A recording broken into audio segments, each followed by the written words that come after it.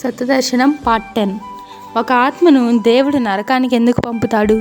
భూమి మీద జీవించిన కాలంలో మనిషి చేసిన పాపకర్మలను బట్టి మానవుని ఆత్మను దేవుడు నరకానికి పంపుతాడు. ఇంతకీ అసలు పాపం అంటే ఏమిటి? దేవుడు ఏది చేయవద్దు అని చెప్పాడో అది చేయడమే పాపం, ఏది చేయమని చెప్పాడో అది చేయకపోవడం కూడా పాపమే. ఇప్పుడు మనం మనుషుల జీవితాలు చూస్తే 100 మందిలో ఒక్కడు కూడా దేవుని గౌరవించడం లేదు.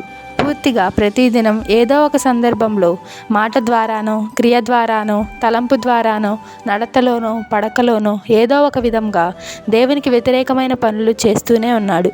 ఏ పాపం చేయని వ్యక్తి ఒకడు కూడా ఈ భూమి మీద లేడు. ఇంకా చెప్పాలంటే మనిషి జన్మతా కూడా పాపే.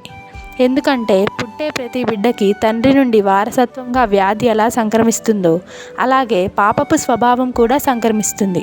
అంటే పుట్టుకతోనే స్వభావ సిద్ధంగా పాపంతో పుడుతున్నాము. కనుకనే చిన్న ప్రాయం నుంచే పాపపు ఆలోచనలు, అలవాట్లతో పెరుగుతున్నాము. జన్మత కర్మన అందరూ పాపులుగానే ఉన్నారు. కనుక మరి ఈ లెక్కన మనుషులందరూ నరక శిక్షకు వెళ్లాల్సిందేనా? ఖచ్చితంగా. ఎందుకనగా పాపాదవశ్యం మరణం ప్రయాతి, పాపాదవశ్యం నరకం ప్రయాతి అంటున్నది మన ఆర్య ధర్మశాస్త్రం. పాపాత్మునికి మరణం, నరకం తప్పవు. మరి ఈ పాపం నుండి, నరకం నుండి బయటపడే మార్గం ఏది? ఈ పాపం నుండి విడుదల పొందడానికి మతాలు, మత గ్రంథాలు చెప్పిన మార్గాలు ఏమిటి?